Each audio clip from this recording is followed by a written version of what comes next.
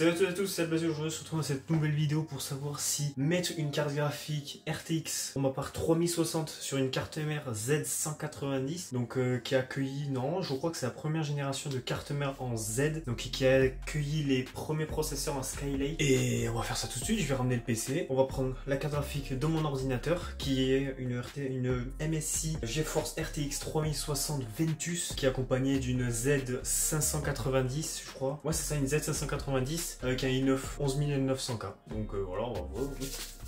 Et voici la machine. Super lourde. Alors voici la petite machine qu'on va ouvrir tout de suite. Alors, je sais pas si le plan est bien, mais... Et voici la machine. Donc on a un ventirail Noctua avec une carte mère Z. On peut le voir ici, hein, attendez. Donc on peut le voir ici, c'est une Z170, pardon. Mais ça revient au même, hein. Z190, Z170, la même génération. C'est juste que celle-là, elle peut faire du boost, mais pas d'overclockage, je pense pas. Comme une Z190. La série les séries 90 à côté de la génération, donc 100, 200, 300, etc.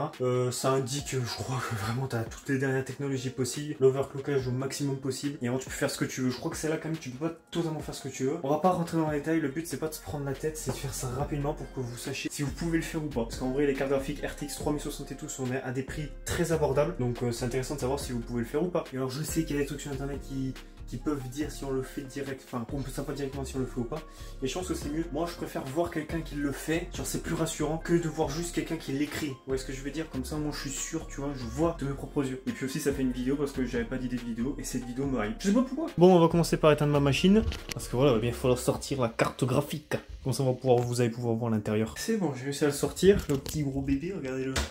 On va tout de suite le démonter sans faire tomber la vitre. La vitre, ouais, pas mal, la vitre. Et voici mon PC, donc on peut voir quand même l'écart de beauté des deux. Ça est un peu plus joli, donc on va prendre la petite carte graphique. Et moi ce PC, je suis en admiration carrément. Ouais, un truc qui est très fort chez moi, c'est que quand je cherche quelque chose, merde, je ne me trouve jamais. Je vais voir, je vais filmer à travers le mur carrément. Donc on va voir si j'arrive à trouver un tournevis, parce que ça me casse les couilles, je trouve jamais de tournevis. Donc en même temps, cette vidéo peut servir de tuto en vrai.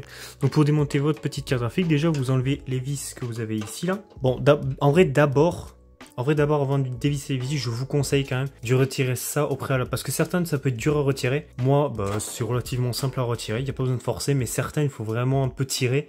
Et c'est mieux d'avoir la carte graphique vissée. Comme ça arrachera pas votre port PCI Express là. Même si en vrai, il y a très peu de probabilité. En fait, pour faire simple, dans votre PC, il faut que s'il y a quelque chose qui force, il faut que ça force modérément. C'est-à-dire, si vous forcez toutes vos forces, vous allez casser quelque chose. Donc vraiment, si ça force... Arrêtez, regardez et vous regardez ce qui va pas en fait. Donc c'est pas sur toutes les cartes mères mais celle-là là, donc on a un petit clip au fond. Avec le flash vous verrez mieux.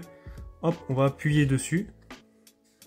Et on va venir prendre la carte et tirer. Et voilà, et là on l'a en main. Hop, là, et maintenant on va aller retirer celle-ci. Hop, donc ça marche pour le même principe. Vous voyez, là, bon, là c'est une ancienne carte graphique, donc c'est une 560 Ti. Donc là, vous voyez, on a les connecteurs à l'arrière, donc il suffit juste de les débrancher. Là, ça risque rien, on s'en fiche. Ici, bon, j'ai mis qu'une vis parce que c'est un PC entre guillemets de test, de stockage, d'à peu près toutes les conneries que je veux faire. Donc pareil, on va venir appuyer sur le petit clip ici.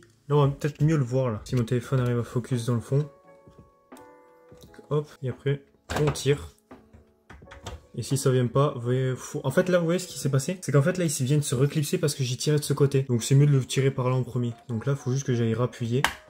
Et là hop, on l'a en main. Donc pareil, tous ceux qui vous disent qu'il faut éviter de toucher les composants avec les mains et tout parce qu'il y a l'électricité statique, vous pouvez mettre vos mains sur un boîtier en métal, voilà, par précaution, mais dites-vous que ça fait depuis ma 4e, donc je sais pas combien d'années, ça fait beaucoup, ça s'affiche à l'écran, que je fais de la maintenance informatique, que j'ai touché beaucoup de composants chers et pas chers. Il n'y a aucun composant qui a été défectueux parce que je l'ai touché, je préfère vous le dire, même les processeurs je les ai touchés en dessous et tout, frérot, j'ai lavé une carte mère dans de l'eau, frérot. Oh et puis merde. Oui, je suis un bateau qui coule sur le seau.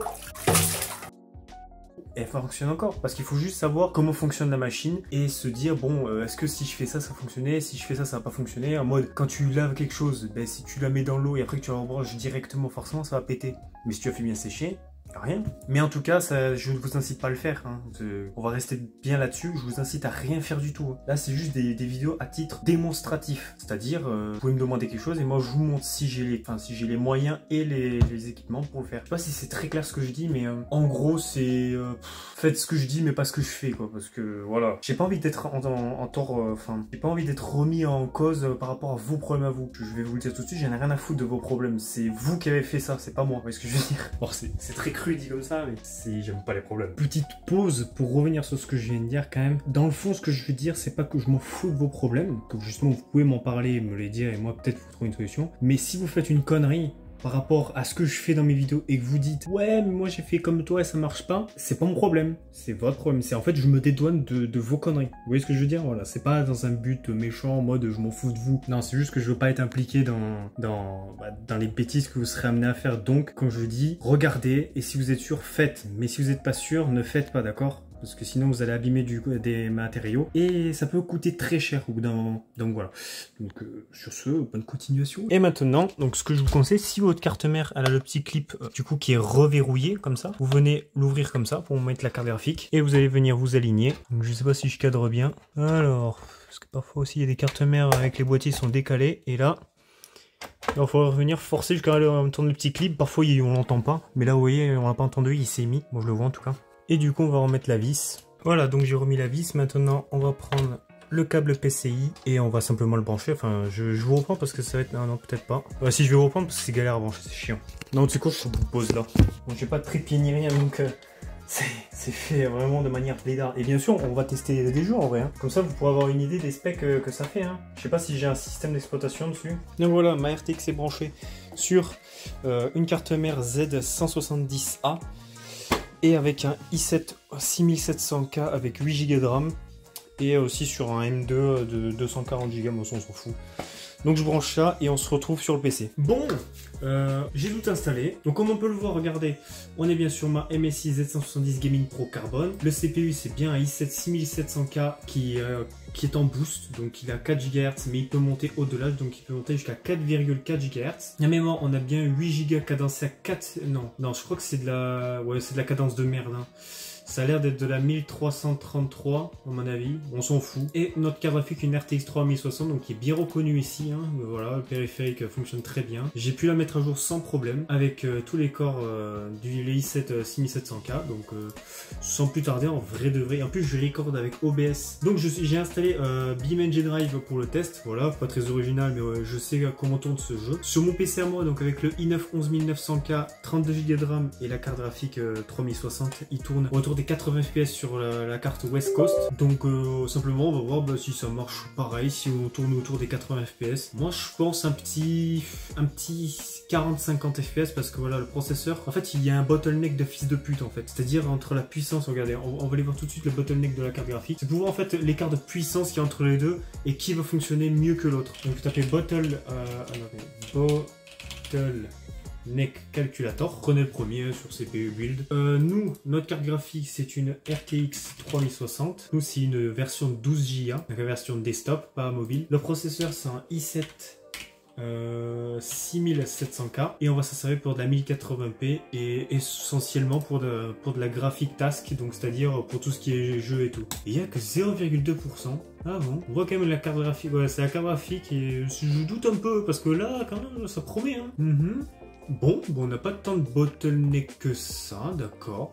Peut-être pour le processeur tâche. On va voir. Voilà, la carte graphique est beaucoup moins utilisée. Ok, bon. Bah, en fait, ça remet en question le... Comment dire ça? Ça remet en question l'intérêt, en fait. C'est-à-dire que... Ouais, bon, je sais pas. Je sais pas trop. On va voir en jeu directement. Je pense que c'est en jeu, on sera directement fixé, en fait. Donc, vous pouvez regarder les résultats de bottleneck, mais là, je viens de m'apercevoir que... Franchement, ne vous fixez pas que là-dessus, honnêtement. Ça n'a pas l'air très fiable non plus. Hein. Donc, on va directement dans les options. On va se mettre en ultra. C'est déjà fait. On met tout au maximum. À part ça, ça sert à rien de mettre au max, on peut le laisser en 2. Ça, on peut le mettre à 1000 mètres. Ça, on va le laisser normal. Pour faire un changer, je le retire parce que ça fait des trucs bizarres. C'est pas très intéressant. On va le mettre en full screen, 165 Hz. Et en plus, oui, du coup, le PC tourne sur deux écrans, un 165 Hz et l'autre 75. Donc là, déjà, je peux pas savoir, on a un codage en surcharge déjà. Mais bon, je pense que ce n'est que temporaire. Donc on va aller sur Coast West. Sur cette map, je fais un tour autour des 80 FPS je crois avec ma config i9 et tout. Un petit peu de coca, ça fait pas de mal. Donc là déjà, avec un rec et le chargement de BeamNG, on a OBS qui est en surcharge et vraiment il tourne autour des 30 FPS de rec. Donc déjà on peut voir que quand même c'est compliqué de faire les deux en même temps. Donc je pense que si vous voulez une carte graphique juste pour jouer avec votre ancienne config, je pense que ça va être possible, on va voir ça tout de suite. Mais pour tout ce qui est du streaming et tout, tout ce qui est processeur et tout, ça va être trop faible, sachant que les paramètres que j'ai mis, vraiment j'ai pas rigolé avec lui quoi. Donc pour afficher les FPS sur BeamNG, vous faites CTRL F et ça les affiche. Donc là on va attendre que toutes les textures se chargent et tout. Donc là déjà bien sûr on va pouvoir voir comment se comporte le tout. On va ouvrir un gestionnaire de tâches. Bien sûr ça vous le verrez pas parce que du coup il n'y a que moi qui vais le voir. Pareil au niveau de la RAM, BeamNG est vraiment très limité. Donc je pense que si on met 16 Go on va avoir plus d'FPS. Et vu que là on a 8 Go c'est très short mais bon. Avec Windows qui consomme très peu, ça devrait le faire. Ok, pour l'instant ça marche bien. Hein. Donc l'average. Donc on a un 70. Ah ça me fait chier. Hein. Bon après c'est pas pareil. On va voir comment ça se passe si je peux haute vitesse. Donc là on a un average de 60-70 FPS. Bon, on a pas quand même pas mal de chutes. Hein. Mais franchement ça passe bien. En vrai de vrai je pensais qu'on allait avoir des petits freeze, des trucs à la con comme ça. Je vais faire spawn plusieurs véhicules. Parce que si le fait d'avoir plusieurs véhicules sur la map, vous voyez, regardez. Vous voyez déjà. Ça, vous voyez, par exemple, sur ma config, moi, j'ai jamais ce genre de freeze quand je fais spawn un nouveau véhicule. Ça met du temps parce que voilà, j'ai beaucoup de modes, mais ça fait jamais freeze. Mais ça se maintient bien, on va essayer de créer un trafic. Vraiment, on va y aller à fond. Non, franchement, c'est bien, ça marche bien. Je suis très étonné pour vous dire. Hein. Je suis très étonné. Hein. Donc là, bien évidemment, avec du trafic, ça va galérer. Là, déjà, on a un encodage en surcharge déjà. Donc je vais arrêter le rec pour voir combien on peut obtenir sans rec. Parce qu'évidemment, le rec, il bouffe des performances. Hein. Du coup, on va arrêter le rec pour voir. Donc là, on a un average de 40 FPS, 30. Non, en vrai, c'est clean de ouf. Hein. C'est très clean. Hein. En vrai, vous savez que je suis un peu étonné. Hein. Parce que j'ai un ami qui a un i9 9900K avec une RTX 2070 et qui hésite à passer à une 3000. Bah, frérot, bah, c'est vicious, hein. Bah frérot, tu peux passer sur une 3000, hein. Ça marche, hein. Franchement, comparé à mon autre config, j'ai l'impression d'avoir, je dirais, 15% de moins. Alors évidemment, ce n'est que pour de l'utilisation graphique intensive. On l'a bien vu, moi je l'ai bien vu, que quand on essaie de faire du multitask, donc rec et tout, là, dites-vous que j'ai n'ai que OBS et BeamNG de lancer. Si on commence à avoir Discord, une page Chrome lancée et tout, ça va commencer à être compliqué pour une config spécifique à elle. C'est-à-dire 8 Go de RAM, un i7. Je pense même 16 Go, ça va être galère. 32, on pourra s'en sortir, mais ça va être très galère. Je pense que ça peut marcher que pour du gaming intensif. C'est-à-dire avoir Discord et le jeu ouvert, à la limite Spotify, une petite page Chrome, mais pas d'utilisation vraiment pour le stream, rec et tout. Donc, avoir une carte graphique RTX dans une carte mère de génération Z190, enfin 170, plus précisément, ça marche. Et franchement, vrai de vrai, ça marche pas trop mal. Alors bien sûr, j'ai un i7 hein, de 6ème génération et tout. Après, pour les cartes mères de 5ème génération et tout, ça je sais pas. Là, je vous cache pas que je commence à avoir un doute du fonctionnement de ça. Je pense que les cartes graphiques RTX et tout de 3000 peuvent fonctionner sur les Z et des séries à partir des séries 100, je suppose. Je pense même avant, mais il y a beaucoup de... En fait, il y a beaucoup de points d'interrogation partout en fait. Mais en tout cas, pour le but de cette vidéo qui était de tester sur une série Z de série 100, donc la toute première qui a accueilli les Skylake, ça fonctionne. Et franchement, pas trop mal. Hein. Vraiment, je suis très surpris. Alors, petite ellipse, faut vous dire qu'entre temps, j'ai fait un test 3D Mark parce qu'en fait, j'ai beaucoup parlé et la vidéo va durer 30 minutes si je zoome et tout. Donc, en fait, j'ai fait un test 3D Mark en premier sur ma machine de test et après sur mon PC. Et les résultats sont plutôt étonnants. Je vous laisse avec la suite. Donc, nous voilà avec le petit score du coup de Speedway Score, enfin du test Speedway, du Speedway Score, je vais juste lire ce qu'il y a écrit. Donc, notre score c'est 2157, on a un average à 2170, donc c'est pas mal, et il est monté à plus de 2378, donc c'est pas mal. Il nous dit que sur une estimation que sur Battlefield 5 en 1444p en ultra, on aurait plus de 80 fps. Ça j'y crois pas trop en vrai. Donc maintenant je vais le lancer sur ma machine à moi, et je prédis pour un petit 9000. En vrai, sur ma machine à moi, je prédis pour un petit 9000. Du coup, ça teste en fait le processeur et la carte graphique. Donc, du coup, on se retrouve sur l'autre machine. C'est parti. Comme on peut le voir, du coup, on a 2189 et tout. Bon, voici les scores. Hein. Donc, je trouve que c'est pas énorme comme différence. Je sais pas si... Donc, après avoir vu les tests, je me suis rendu compte que les résultats étaient identiques. Donc, je pense juste qu'il a pris en conséquence la carte graphique et pas le processeur. Donc, c'est pour ça qu'en fait, les résultats sont similaires. Sinon, les résultats auraient été différents. Voilà. Le fait de faire des tests, c'est vraiment probant. Est-ce qu'il faudrait pas faire des tests sur d'autres jeux plutôt? Je pense que ça serait plus smart de faire ça sur d'autres jeux. On voit quand même que j'ai une différence un tout petit peu en rec et sans rec. Mais enfin, de toute façon, le but de la vidéo, c'était de savoir si c'est possible. Et oui, c'est possible. Vous pouvez acheter une carte graphique 3000, en tout cas une 3060. Elles sont à un très bon prix, je vous les conseille vraiment. Surtout la carte graphique que j'ai. Elle est très bien, elle a un bon refroidissement, elle est puissante, c'est génial. Donc voilà, j'espère que cette vidéo vous a plu. Si ça vous a plu, vous pouvez liker, commenter, me demander, je sais pas, peut-être d'autres tests si je peux les faire. Évidemment, si je peux pas les faire, c'est compliqué. Et puis voilà, j'espère que cette vidéo vous aura plu et c'est le principal surtout. Allez, je vous dis à la prochaine dans une autre vidéo. C'était Albazu. Ciao, ciao.